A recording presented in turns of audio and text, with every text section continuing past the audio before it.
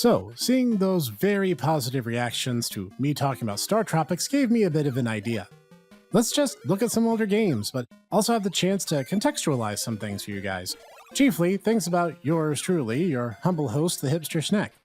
See, May is the anniversary of my channel and my birth, all in one. So we're going to indulge a little month late. Hoo boy.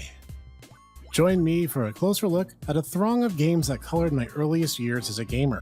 Also, if you enjoy the content you see here, leave a like, comment, and subscribe with that little bell icon activated. Yep, I'm shilling front end from now on, so let's go into it.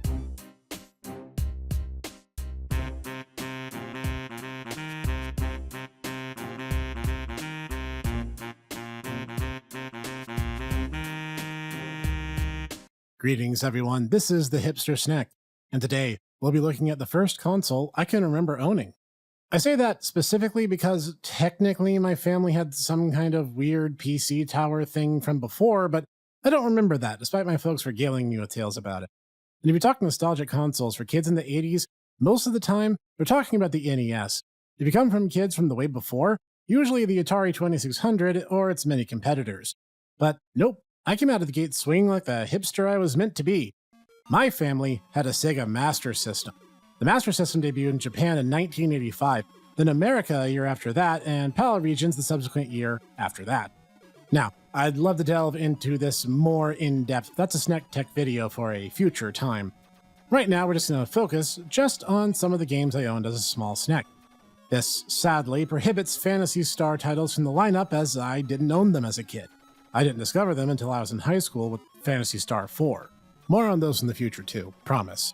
Anyway, some of this is going to look and sound a little bad. Master System emulation is apparently not a particularly refined art form, and many emulators struggle with it. So what you're seeing on my screen may not be representative of what the game looks like on real hardware. That disclaimer said, let's get started. Let's start with this one, as I brought it up in the past. Astroarrior. Yeah, Astroarrior was an arcade-style space shooter, and man, even as a grown Snek, I love this music. It's just so good. Really captures that space arcade feel. Sega was really good at that. Both buttons fire, and this is one of those games where tapping fires faster than holding the buttons, so yeah, prepare yourself for some carpal tunnel syndrome. You get supply ships, which up your movement speed, and upgrade ships, which improve your fire type. Most enemies in the game blow up after just a single shot, so I really don't know if you're dealing more damage or not, but the final upgrade is lasers, which pierce the shields and can destroy multiple enemies, so hey, what's not to love? Became a point of pride in my family, particularly my sister and I, as to who could get the furthest in this game. One of those games where there's really only 3 levels and they just loop, getting progressively harder if you manage to clear each. Each stage is guarded by a big ship enemy, which each derive their names from an ancient demon. Zanoni, Nibiris, and Beelzebul. Ooh, how edgy. Though, when I checked online for info on this game, the enemy forces are apparently called the Demon Army, so I guess that's appropriate. I can lose hours of my life to this game, even if it is a bit on the generic side. Kind of a shame no one remembers this. Think it would be as loved as Galaga or Gradius otherwise? Speaking of games that have similar themes, let's talk about Ghost House. Yeah, I didn't have Castlevania growing up, I had Ghost House. And a fun fact about it was that Ghost House didn't come on a regular cartridge at all. It came on this weird card thing, which slot into the front of the console. I don't really know if many other games use this functionality or what the deal with it actually was, but it was worth a mention. According to the instruction book that this game came with and my fuzzy memory, is it weird that I'm nostalgic for that, right? This little elf-looking kid is named Mike, and he's in charge of killing the vampires that moved into his family's mansion and recovering the gems that they stole, as they're the family's greatest treasure. Yep, we're not fighting for love or peace or faith. We're fighting for good old-fashioned greed. Yeah, that's the stuff. Normally you punch enemies, these cartoony ghosts and bats and these awful red guys. Most enemies are destroyed in just one hit, but not those guys. I hate them so much. They take 1,000,000 hits to die and they do tons of damage with their fire breath. You simply need the sword power-up to kill them at all. And since enemies can respawn in areas after you destroyed them all, it's rarely worth your time. Not helped by the fact they knock you off ladders. Yeah, the Belmonts had to deal with stairs and Medusa heads, and Mikey needs to climb ladders and get knocked off them by literally everything that moves. Also, this game has fall damage. Your only saving grace is that there are some health items scattered around, which don't respawn by the way, and collecting the gem from destroying a vampire lord fully heals you. But you're gonna need Also, you can jump and hit light bulbs to stop time, sometimes, or jump in front of candlesticks to have a sword fly out at you, sometimes. It can even stab you and do a little bit of damage if you fail to stick the landing. The sword is your power-up, and I don't know if it's a time-based thing or a hit-based thing, but you need it to destroy the vampires, otherwise they just immediately respawn, even if you run out of it as you're killing them. That's cheap, especially as you get no warning when you lose it. No idea why exactly, but that's the rules of the game. Ghost House really came from an era where video games didn't need rules. You smash lights to stop time and jump in front of candles to have swords get thrown at you. That's how it works. This game isn't as polished as Castlevania, but it is every bit as frustrating. I remember getting decently far along in this, as the door to the next level spawns in once you get 5 gems. So maybe I'll revisit this challenge at some point and see if there's actually an ending. Alright, let's tone it down for this next one. This game, Shanghai, is a translation of a simple tile matching puzzle game, in this case Mahjong Solitaire. Actually, I missed this fact when I was a kid, probably due to being like super impatient or something, but if you sit on the title screen for a couple of seconds, it actually explains the rules to the game as a demo and even the game's origins. Basically, you take the 144 tiles from Mahjong and set them in what's called the dragon formation, a pyramid with extra steps basically, and then you match any 2 tiles that are free and are either identical or from the same set.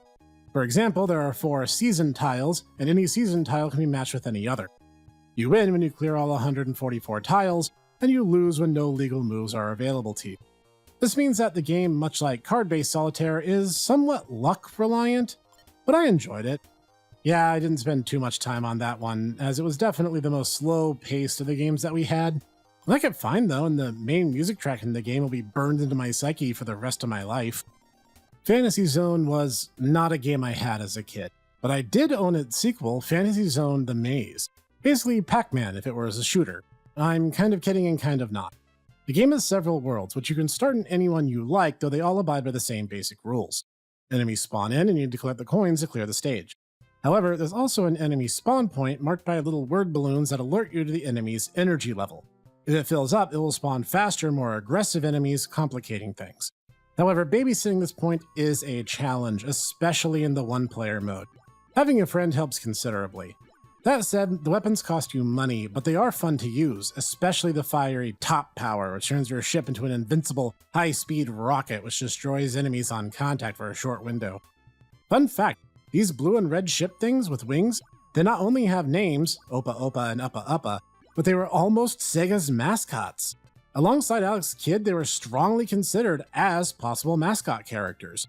Also, you can get them as skins for your drone in Phantasy Star Online 2, which is a fun little nod for the old farts like me. Basically, you collect coins, use them to buy weapons to destroy enemies, and then get more coins. Clear them out, move on to the next stage. This game is a great co-op mode, and my sister and I made considerable progress on this one back in the day. I kind of feel like Fantasy Zone is overdue for a revival. Last time it showed up, PSO2 notwithstanding, it was in Hyperdimension Neptunia, so that's a thing. Next up is Penguin Land. This one is weird, but I think that makes me love it all the more.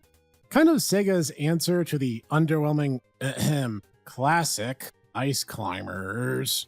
This game is a solid puzzle platformer where you play as a parent penguin minding their egg as they descend a mountain? Iceberg? I have no idea. They're descending ice platforms littered with all types of traps and enemies. The key being the egg matters, not your penguin.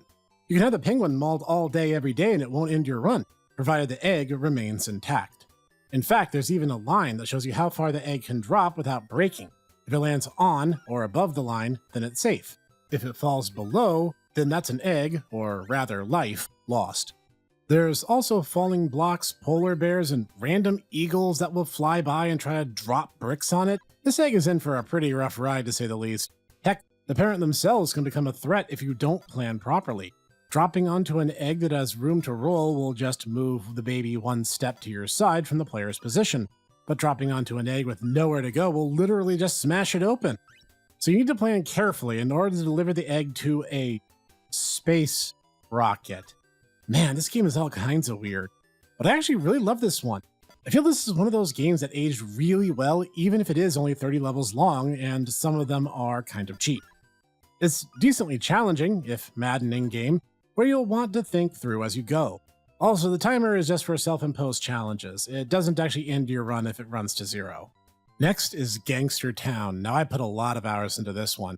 I didn't have Duck Hunt. I had Gangster Town, where you had to shoot 1920s looking gangster tough, all armed with submachine guns. This is hilarious, especially because you can shoot one of them, a little angel gangster starts to float away. And while you don't have to, you can then shoot the little angel and kill it too. Someone had entirely too much fun designing this game. The idea is the game is a series of levels that are either stationary camera with moving targets, an auto-scroller, and enemies come and go, or car chases, where you shoot at this clown car full of gangsters. It's pretty tough, not gonna lie.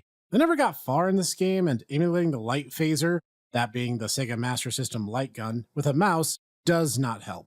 Let's just move on to the next game.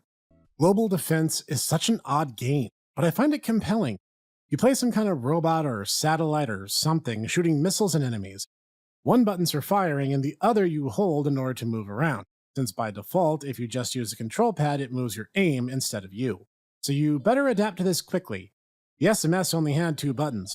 You swap modes from flying over the planet in a horizontal fashion, yes, I know that sentence technically makes no sense, to modes where you're hovering over the planet without any movement, but the core gameplay is the same either way. This one's pretty fun, but it's also really punishing, since getting into the you have to move yourself and your crosshairs separately does not in any way feel even remotely natural.